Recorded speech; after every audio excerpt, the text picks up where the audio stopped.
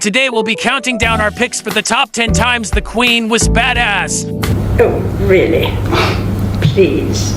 For this list, we're looking at badass and interesting moments from the life of Queen Elizabeth II. Number 10, kept her house's name. She is royalty, but Queen Elizabeth has also been known to break tradition. When she married Prince Philip in 1947, she chose to keep her own house's name Windsor, rather than taking on her husband's, which was Mountbatten. And from henceforth, he will be known as Lieutenant Philip Mountbatten. Prince Philip wasn't too happy, especially since the Queen Mother and Winston Churchill also insisted on keeping the House of Windsor's name. You must not. It would be a grave mistake. The couple compromised years later, since some descendants can now have both surnames. And while most British monarchs took on other names after coronation, Elizabeth became Elizabeth. Let's not overcomplicate matters unnecessarily. My name is Elizabeth. Sounds fair to us.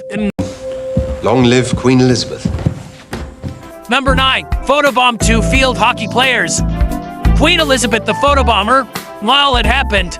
At the 2014 Commonwealth Games in Glasgow, Australian field hockey players Jay Taylor and Brooke Paris decided to take a selfie. Pretty normal stuff, right? Well, this was no ordinary selfie. The girls were surprised to find the Queen joining the shot, beaming right behind them. Taylor was quick to tweet the photo, complete with the "She Even Smiled" hashtag. The Australian women's field hockey team went on to win gold at the Games. Safe to say Lady Luck wasn't the only one smiling upon them. Number 8, became first monarch to send an email. Spending 6 decades on the throne means a lot of stationery. Queen Elizabeth has sent thousands of letters, cards, and telegrams to heads of state, British citizens, and everyone in between. But in today's digital world, she's made sure to keep up with the times. Aside from the royal family's social media accounts, the Queen also holds the distinction of being the first sitting monarch to send an email. Even more impressive, this was at an army base way back in 1976, years before the personal email addresses we know today. Number 7, participated in target practice. She may be all prim and proper, but the Queen also knows her way around a gun, both for sport and defense. In 1993, Elizabeth was photographed firing an L-85 battle rifle when she visited the National Shooting Center in Surrey. This might sound unusual at first, but it seems to run in the family. During World War II, the Queen Mother learned how to use a gun in case of a Nazi invasion. And Prince Harry served as a helicopter co-pilot and gunner in Afghanistan. While she hasn't pulled the trigger in a long time, she's a sure shot. Number 6, skydive during the Olympics. Bond girl. Who knew? Number 5, drove the Saudi king. Now into her 90s, the Queen still gets behind the wheel here and there. During a visit to Balmoral in 1998, the soon-to-be king of Saudi Arabia, Crown Prince Abdullah, and Elizabeth had just finished lunch when she suggested they tour the castle grounds. At the time, women weren't allowed to drive in Saudi Arabia, so the prince was in for a surprise. He waited in the Land Rover with his interpreter, expecting a male driver. Yet sure enough, he got even more nervous as she let out her inner speed demon, all the while carrying a conversation with him. Can we carpool? Number 4, handled the Michael Fagan incident. With 14-foot walls surrounding its elegant grounds, Buckingham Palace is one fancy fortress. But on July 9, 1982, someone managed to break in. That morning, Michael Fagan somehow bypassed palace security and made his way to the Queen's bedroom. Fagan now says the Queen ran past him, but reports at the time claimed the Queen spoke with the intruder for 10 minutes before security finally came. Lady, please, get back in your overturned car. Let the guys handle this. Fagan later spent 6 months in a psychiatric hospital, and palace security was heavily criticized. While only the Queen and Fagan really know what happened, one thing's for sure, she kept calm and carried on. If there is any love left in you for me, destroy him! Number 3, kept it together during an assassination attempt.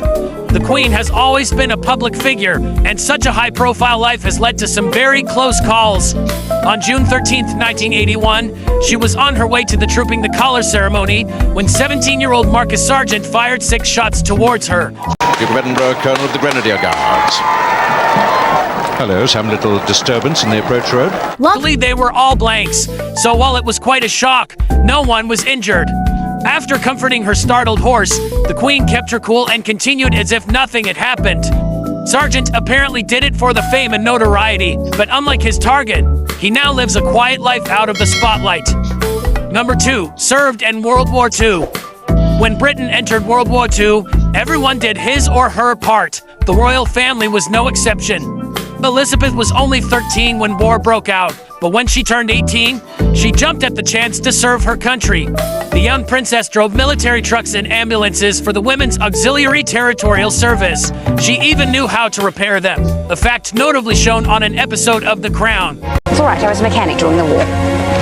As of 2017, the Queen is the only female British royal and last surviving head of state to serve in World War II. Decades later, her contributions to the war effort are not forgotten. Number 1, married against her family's wishes. Royal marriages were often arranged and not always out of love. This was not the case for Elizabeth and her husband, Prince Philip.